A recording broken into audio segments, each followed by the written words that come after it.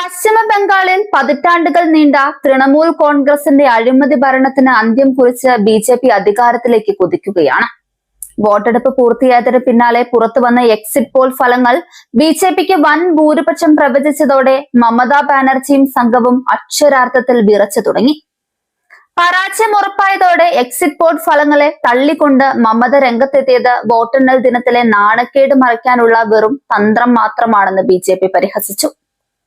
ബി.ജെ.പിക്ക് 192 സീറ്റുകൾ വരെ ലഭിക്കുമെന്ന ടുഡേയ്സ് ചാണക്യ ഉൾപ്പെടെയുള്ള ഏജൻസികളുടെ പ്രവചനം വന്നതോടെ മമതാ ബാനർജി സമനില തെറ്റിയ അവസ്ഥയിലാണ്. 226 സീറ്റുകൾ നേടി താൻ ജയിക്കുമെന്ന് അവകാശപ്പെടുമ്പോഴും എക്സിറ്റ് പോളുകൾ ബി.ജെ.പി ഓഫീസിൽ തയ്യാറാക്കിയതാണെന്ന മമതയുടെ ആരോപണം അവരുടെ ഉള്ളിലെ പേടിയാണ് പുറത്തു കൊണ്ടുവരുന്നത്. കഴിഞ്ഞ തവണ നേടിയ 215 സീറ്റുകൾ എന്ന സ്വപ്നത്തിൽ നിന്നും തൃണമൂൽ 100ലേക്ക് ചുരുങ്ങുമെന്നാണ് കണക്കുകൾ പറയുന്നത്. രണ്ടാം ഘട്ട വോട്ടെടുപ്പിൽ 92.6% എന്ന റെക്കോർഡ് പോളിംഗ് രേഖപ്പെടുത്തിയത് തൃണമൂലിനെ ഞെട്ടിച്ചിരിക്കുകയാണ്. ബി.ജെ.പി സ്ഥാനാർത്ഥികളെയും ഏജന്റുമാരെയും തൃണമൂൽ ഗുണ്ടകൾ ക്രൂരമായി ആക്രമിക്കുകയും പലയിടങ്ങളിലും പോളിംഗ് മെഷീനിൽ ബി.ജെ.പി ചിഹ്നം ടേപ്പൊട്ടിച്ച് മറയ്ക്കുകയും ചെയ്തിരുന്നു. ചാപ്രയിൽ ബി.ജെ.പി ഏജന്റിനെ തലക്കടിച്ച് പരക്കേൽപ്പിച്ചത് മമതയുടെ പരാജയഭീതിയുടെ വ്യക്തമായ ലക്ഷണമാണ്.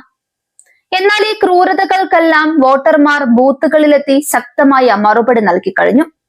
ബംഗാളിൽ ചരിത്രപരമായി വിജയം നേടുമെന്നും ലക്ഷക്കണക്കിന് പ്രവർത്തകരുടെ കഠിനാധ്വാനം ഫലം കാണുമെന്നും ബി.ജെ.പി നേതൃത്വം ഉറപ്പിച്ചു പറയുന്നുണ്ട്.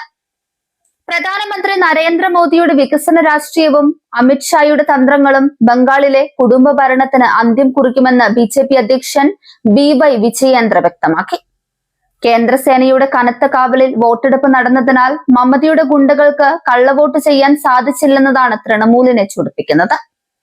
മെയ് 4 വോട്ടെണ്ണുമ്പോൾ ബംഗാളിന്റെ മണ്ണിൽ താമര വിരിയുമെന്നും മമതാ ബാനർജിക്ക് രാഷ്ട്രീയ വനവാസം തുടങ്ങേണ്ടി വരുമെന്നും ബി.ജെ.പി പ്രവർത്തകർ ആത്മവിശ്വാസത്തോടെ പറയുന്നുണ്ട്.